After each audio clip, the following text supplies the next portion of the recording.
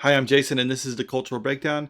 So, according to this article on Pirates and Princesses, over 70 Pixar staff and execs laid off ahead of Elemental's release.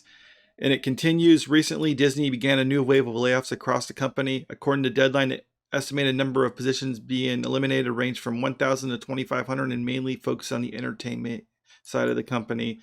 Now, that is actually a big important thing to note because right now you have Little Mermaid, which is Disney's big budget live action movie that's underwhelmed in its 4-day opening, and it's actually dropping off pretty heavily right now, and it's looking to be another bomb for them.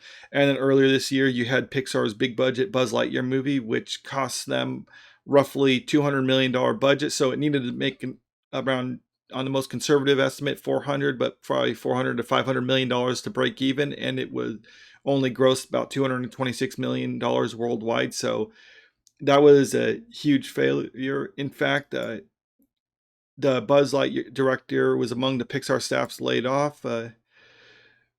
Director Angus MacLane, a 26-year animator who has worked for the senior worked at who was part of the senior creative team in animation films like Coco, Incredibles 2, and Toy Story 4, was cut from the studio in late May. But this is not a good sign for Disney that they had to fire a bunch of people before the release of Elemental. In fact, this has actually been a problem for Disney for a while now. They have attendance down in the park, they've lost millions of subscribers on their Disney Plus platform, and now they've had bomb after bomb after bomb from their big budget studio movies.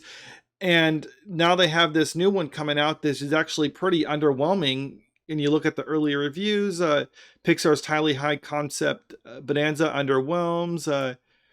Pixar's Elemental met with negative reviews. Pixar's latest feature, this one titled Elemental, looks promising, but has now screened at Cannes and has been met with disappointing reviews. We should have taken it as a warning sign that Cannes decided to screen this one on the very last day of the festivals, and most journalists have already left. Yeah, that's something to also consider. It's like, why would they screen a movie that they're excited about at the very last day? I mean, it's almost like the festival people knew it wasn't good or were underwhelmed by it. According to Variety, a hothead and a water boy fall for one another in Pixar's overcomplicated rom-com.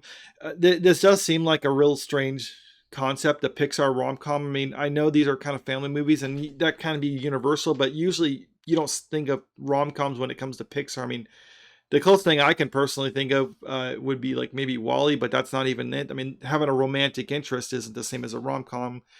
Trying to bring the high concept charm of Inside Out to a world of incompatible natural elements, the Good Dinosaur director Peterson's opposition to the track movie is a bit of a misfire. Yeah, and that's another thing.